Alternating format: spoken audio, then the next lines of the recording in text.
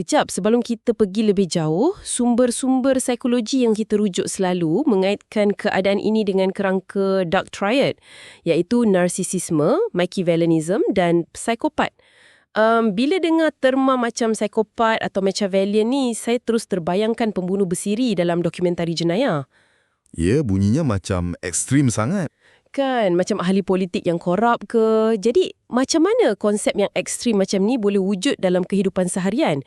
Maksud saya, macam mana benda ni ada kaitan dengan katakanlah seorang ibu yang penyayang atau kawan rapat kita sendiri? Itulah silap faham yang paling besar dalam masyarakat kita. Dark triad dalam konteks psikologi harian bukannya label untuk mengklasifikasikan seseorang tu sebagai syaitan atau pembunuh. Oh, bukan macam tu. Bukan. Ia sebenarnya merujuk kepada satu spektrum pemikiran dan kelakuan. Apa yang menarik di sini ialah elemen teras yang menggabungkan ketiga-tiga ciri ini adalah ketiadaan empati efektif. Empati efektif. Kejap, apa bezanya benda tu dengan empati biasa yang kita faham? Okey, macam ni. Empati ni ada dua jenis. Pertama, empati kognitif. Maknanya, mereka faham apa yang anda rasa. Mereka tahu, kalau mereka tengking, anda akan sedih. Okey, so dia tahu logik emosi tu. Tepat sekali. Kedua pula adalah empati efektif. Ini bermaksud mereka turut merasai kesedihan itu, yang secara semula jadi menghalang manusia normal daripada menyakiti orang lain. Empati efektif ni macam cermin emosi lah. Ya, individu dalam spektrum dark triad ni mempunyai empati kognitif yang sangat tinggi. Mereka pakar membaca emosi anda. Tapi, mereka tiada empati afektif. Maknanya, mereka boleh tengok anda menangis teresak-esak depan mata mereka, tapi di dalam hati mereka, langsung tiada sekelumit pun rasa serba salah. Wow, kedinginan emosi tu yang membolehkan mereka memanipulasi hubungan kan? Diorang guna kasih sayang sebagai senjata. Betul. Jadi mereka ni bukan orang asing. Mereka ni wujud dalam peranan yang sangat biasa dalam hidup kita. Maksudnya boleh jadi seorang ibu yang sering dilabel sebagai orang yang terlalu berkorban tu. Atau kakak yang sentiasa nak tentukan segalanya atas alasan dia lebih dulu makan garam.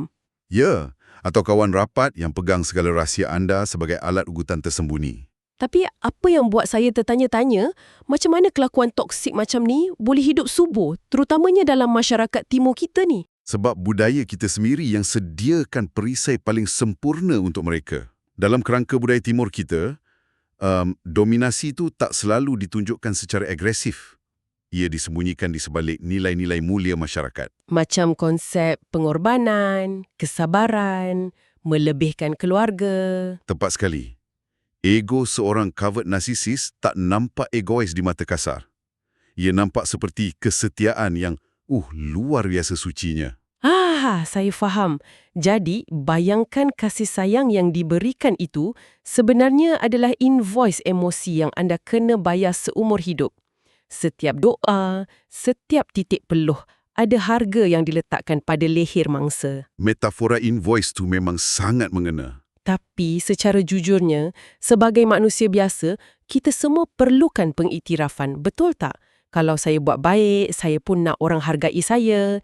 Jadi, macam mana kita nak bezakan keperluan emosi yang sihat ni dengan manipulasi narsistik yang bahaya tu? Perbezaannya terletak pada apa yang dipanggil sebagai silent expectation atau jangkaan senyap. Kalau hubungan tu sihat, ia timbal balik. Anda beri, anda terima. Dan kalau ada apa-apa kekurangan, anda bincang secara terbuka. Komunikasi teluslah kan? Yap. Tapi ego narsistik jenis terselindung ni tak minta perhatian secara bersemuka. Mereka menyedut perhatian melalui rasa tanggungjawab, rasa bersalah dan ketakutan mangsa untuk kehilangan mereka. Kalau kita dapat dengar monolog dalaman minda mereka, bunyinya macam ni. Kalau aku diam, mereka patut faham betapa aku menderita. Uish, berat tu. Kalau aku terluka, seluruh dunia patut berhenti berputar untuk pujuk aku. Kalau aku diam, mereka patut faham. Itu satu beban mental yang sangat berat untuk dipikul oleh pasangan atau anak-anak. Okey, untuk tengok macam mana teori psikologi yang menakutkan beroperasi di alam realiti, mari kita bedah satu kajian kes yang ada dalam sumber kita. Kajian kes rumah tangga tu kan? Ya. Kita panggil je pasangan ni Zul dan Maya. Di sini kita akan nampak apa yang pakar gelar sebagai teater kesempurnaan. Kisah Zul dan Maya ni memang satu masterclass tentang macam mana minda covert narsisis mencipta dua dunia yang berbeza. Satu dunia untuk tayangan awam, satu lagi untuk mangsa bila pintu dah ditutup. Okey, situasi dia macam ni untuk anda yang sedang mendengar. Zul dan Maya baru balik dari sebuah majlis makan malam mewah. Di media sosial, Maya baru je muat naik gambar berdua dengan caption yang sangat manis. Dia tulis, "Syurga dunia, imamku yang sentiasa menyokong impianku." Caption yang sempurna. Kan? Dia dapat ribuan likes, komen, puji-pujian. Kata mereka ni couple goals. Tapi, sebaik saja pintu kereta ditutup, suasana berubah 180 darjah. Maya terus memarahi Zul. Terus tukar watak. Ya, puncanya sebab Zul merendah diri ketika berborak dengan isteri seorang VIP di majlis tu. Maya marah sebab dia nak Zul nampak hebat, nampak berkuasa untuk jaga reputasi dia. Saya macam kurang faham sikit kat sini. Maya baru je puji Zul melambung-lambung di internet. Kenapa dia nak rendahkan dan maki Zul dalam kereta? Bukankah kejayaan suami tu patutnya naikkan status isteri juga? Kalau ikut logik orang biasa, memang macam tu. Tapi, minda narsistik tak berfungsi dengan cara tu. Bagi Maya, Zul bukanlah seorang rakan kongsi, apatah lagi pasangan yang ada perasaannya sendiri. Habis tu, Zul tu apa? Zul adalah aksesori, macam beg tangan mewah atau kereta sport. Gambar di media sosial tadi tu ibarat Maya menayangkan aksesori miliknya kepada dunia luar. Wow, dia layan suami macam barang tayangan je. Ya, dan di dalam kereta tu, Maya menghukum Zul sebab aksesori itu seolah-olah tak berfungsi mengikut skrip Maya. Maya tak nak Zul nampak hebat untuk diri Zul sendiri. Maya nak Zul nampak hebat supaya Maya dipandang tinggi kerana memiliki Zul. Jadi bila Zul merendah diri macam manusia biasa yang humble, Maya rasa imej sempurnanya dah tercalar. Betul? Maknanya, realiti tentang siapa diri Zul yang sebenar tu langsung tak penting bagi dia. Lakonan tu yang utama. Ini bawa kita kepada satu taktik licik yang Maya mula guna bila Zul dapat tawaran projek besar di Putrajaya. Ini bahagian gaslighting yang sangat klasik. Ini impian setiap arkitek kan? Tapi Maya tak tumpang gembira. Sebaliknya, dia mainkan watak isteri yang risau. Dia ungkit kisah projek kecil Zul kat Damansara tahun lepas, projek yang ada masalah sebab pembekal lari. Tapi Maya putar belik sejarah. Dia ubah naratif tu. Ya, dia mula tanam keraguan. Dia kata Zul ni cepat cemas, tak stabil, tak mampu urus tekanan dan kononnya Maya lah yang selalu terpaksa tanggung beban emosi bila Zul rebah. Taktik ini dalam terma psikologi dikenali sebagai gaslighting, tapi ini adalah versi covert yang sangat halus. Maya tak cakap secara terus terang macam, Zul, kau bodoh dan tak layak dapat projek ni. Sebab kalau dia cakap macam tu, Zul mesti akan melawan balik kan? Tepat. Sebaliknya, Maya guna senjata yang dipanggil plausible deniability atau penafian munasabah. Dia pakai topeng empati dan kerisauan. Dia akan cakap macam, Abang, saya cakap ni sebab saya sayang abang. Saya tak nak abang sakit macam dulu. Oh, jadi dia guna kasih sayang sebagai alasan nak hancurkan keyakinan Zul? Ya, matlamat utama dia adalah untuk menanam racun keraguan dalam minda Zul. Dia nak Zul rasa yang dirinya tu cacat emosi, tak mampu berdiri atas kaki sendiri tanpa bimbingan Maya. Contohnya bila Zul tegur Maya beli beg tangan harga RM5,000 guna duit deposit rumah, Maya terus keluarkan senjata seterusnya. Victim card. Betul, victim card. Maya terus menangis teresak-esak. Dia ungkit macam mana dia sanggup tinggalkan impian kerjayanya semata-mata nak kahwin dengan Zul. Dia tuduh Zul tak hargai pengorbanan dia dan kata Zul cuma nampak nilai duit berbanding nilai isteri.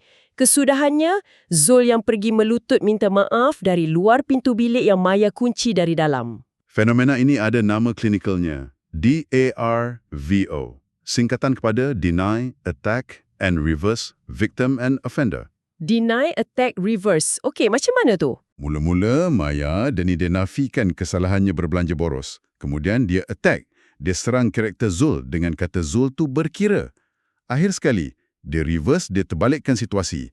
Zul yang asalnya menegur, kini menjadi pemangsa yang kejam dan Maya yang bersalah, kini menjadi mangsa yang teraniaya. Manipulasi emosi grade tertinggi. Memang psiko. Lepas fasa ni, Kita tengok pula macam mana Maya mula mengasingkan Zul dari dunia luar. Maya tolak permintaan Zul nak balik kampung jenguk ibunya, Mak Som. Alasannya apa kali ni? Kononnya Mak Som selalu sindir dia pasal isu anak. Lepas tu, Maya jauhkan Zul dari kawan karibnya, Kamil. Dia tuduh Kamil tu cemburu dengan kemewahan dan nak hancurkan rumah tangga tu. Di sinilah ia jadi sangat menarik bagi saya. Kalau kita fikir balik, Maya ni umpama seorang pengarah filem. Dia potong skrip, dia sunting babak, dia buang setiap pelakon pembantu dalam hidup Zul. Mak Som dibuang, Kamil dibuang. Analogi pengarah filem tu memang kena sangat. Kan? Sebab dia nak pastikan dalam panggung wayang, hidup Zul tu, Maya je satu-satunya bintang utama dan pelindung. Kenapa kejayaan atau sokongan orang luar dianggap ancaman besar? Kalau kita kaitkan dengan gambaran yang lebih besar, kenapa pengarah nak buang pelakon pembantu? Sebab dia tak nak ada plot twist yang luar kawalan dia.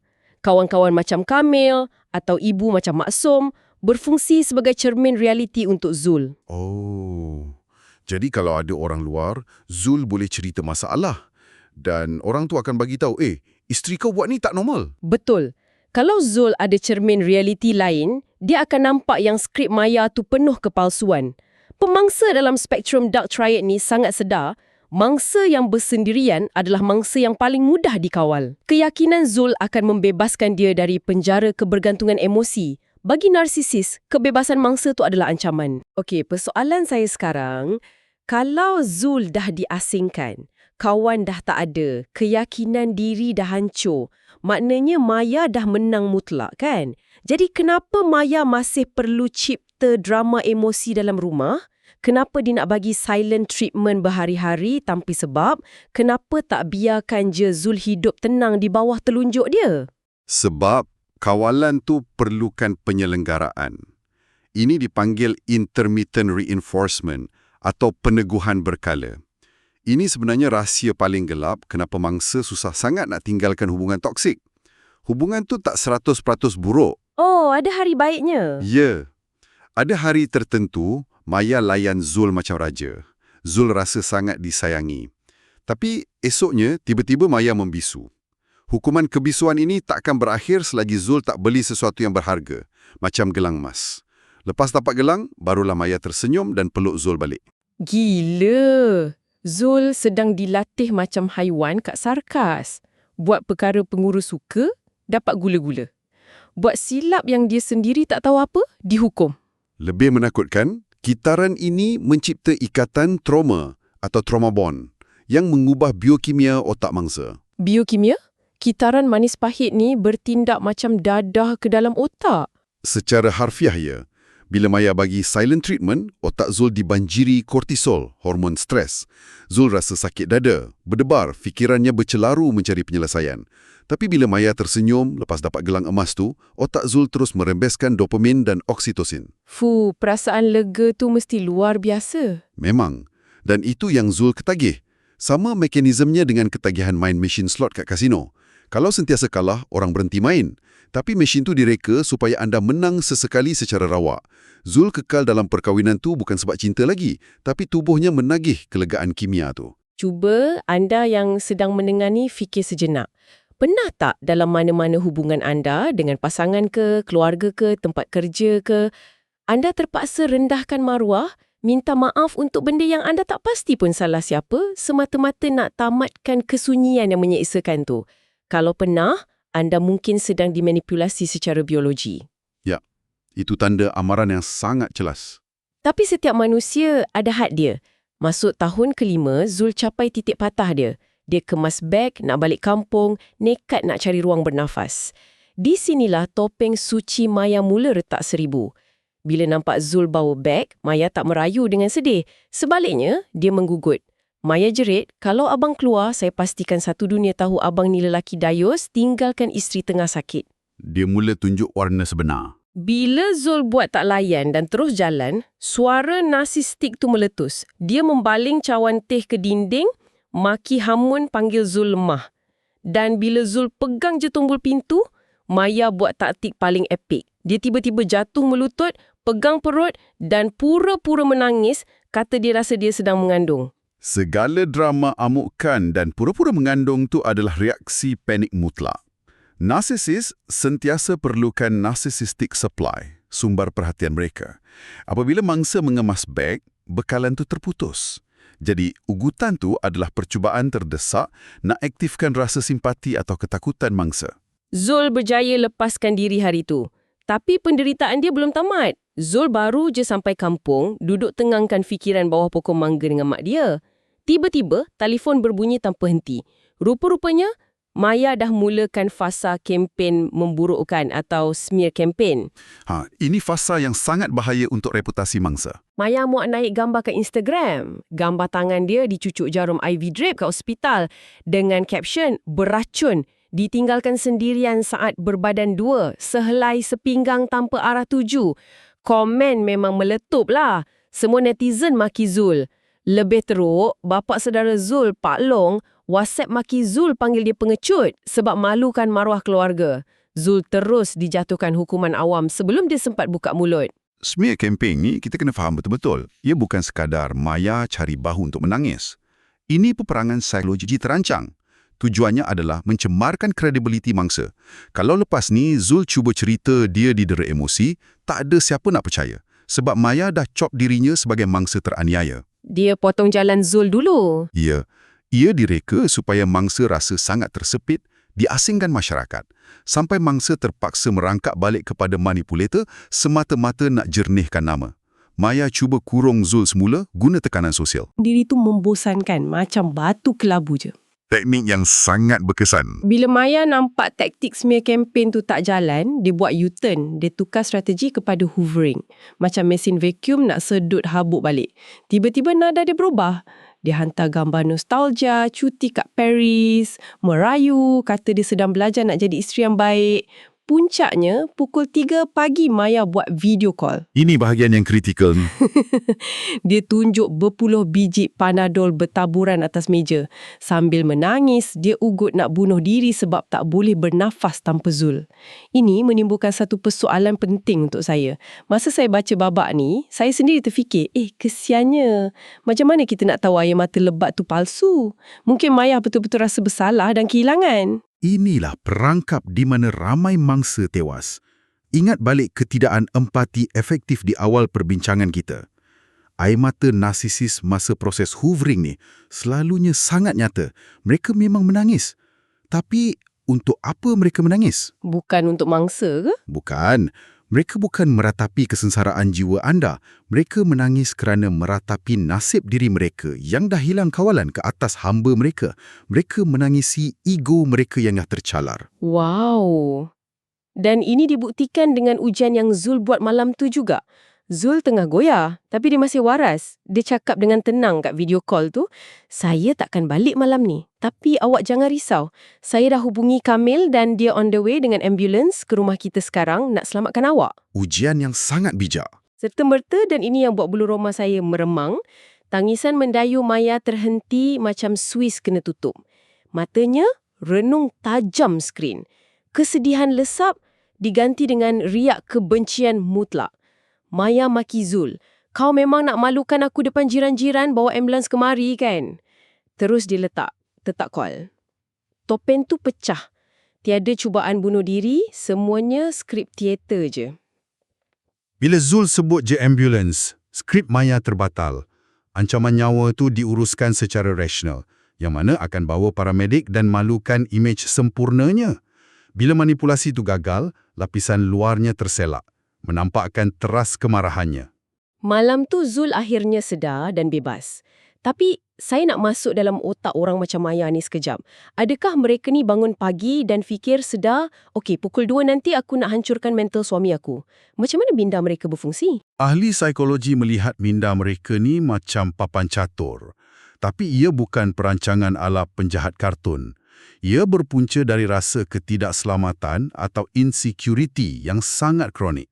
Mereka hidup dalam ketakutan yang diri mereka ni sebenarnya tak bernilai. Jadi hubungan percintaan bagi mereka adalah medan perang status. Mereka mesti di posisi dominan. Ada beberapa corak pemikiran mereka yang sangat pelik. Pertama, minda mereka anggap penderitaan tu mata wang. Mereka mesti pegang trofi mangsa utama. Kalau suami kata penat kerja ke ofis, isteri ni akan pastikan suami tahu dia jauh lebih penat urus rumah. Tiada empati bersama. Ya, sentiasa nak bertanding. Kedua, ada hasad dengki yang terselindung. Mereka pantang tengok pasangan gembira atau tidur lena masa mereka tengah serabut. Mereka akan cari jalan cipta drama supaya pasangan ikut derita sama. Dan jin mental yang paling susah nak diubati adalah lack of insight atau penafian mutlak. Mereka benar-benar percaya yang mereka bukan watak jahat. Dalam kepala mereka, segala amukan dan putar belik itu adalah tindakan terpaksa demi nak mendidik pasangan mereka. Jadi, apa maksud semua ni? Memandangkan kita berdepan pemangsa yang tak sedar mereka memakan mangsanya, macam mana nak bina semula diri kita? Proses penyembuhan bermula bila anda berhenti mencari pengesahan dari pandangan luar. Kebahagiaan sejati bukan dari mengawal orang, tapi mengawal ego sendiri. Cinta yang sihat adalah perkongsian. Benarkan pasangan ada dunia mereka sendiri, keluarga, kawan, itu semua bukan ancaman. Dan pesanan paling penting, menan pertengkaran melalui taktik manipulasi, silent treatment, ia adalah kemenangan yang kosong. Anda cuma dapat ketakutan mangsa, bukan rasa hormat. Maksudnya, kalau manipulasi ni diteruskan, anda mungkin menang semua status, menang pandangan jiran, tapi akhirnya anda akan berdiri sendirian di dalam rumah yang kosong tanpa cinta tulus? Sangat tepat. Baiklah, kita telah pun menyelam ke dasar lautan psikologi manusia yang paling gelap hari ini. Kita dah bongkar sifat covert narcissist, selongkar teknik gaslighting, smear campaign dan faham biologi di sebalik kasih sayang bersyarat. Perisai terbaik kita adalah kesedaran kita sendiri. Ilmu pengetahuan tu perisai utama. Betul, tapi sebelum kita tamatkan, saya nak tinggalkan anda dengan satu pemikiran provokatif. Kita dah tengok macam mana narsisisme terselindung ni gunakan rasa bersalah dan empati mangsa sebagai bahan bakarnya. Jadi, mungkinkah obsesi budaya kita terhadap konsep kesetiaan tanpa syarat, menjaga aib walau diseksa dan selalu beralah demi keharmonian sebenarnya mencipta ekosistem yang paling sempurna untuk pemangsa ni membiak tanpa dikesan? Satu persoalan yang sangat mendalam. Bagaimana kalau definisi orang baik-baik yang selalu diajar kepada kita sejak kecil sebenarnya adalah senarai lengkap ciri-ciri mangsa idaman mereka? Sesuatu untuk anda fikir-fikirkan. Terima kasih kerana menyertai sesi penerokaan mendalam kita hari ini. Terus perhati sekeliling anda dan jaga kewarasan minda anda.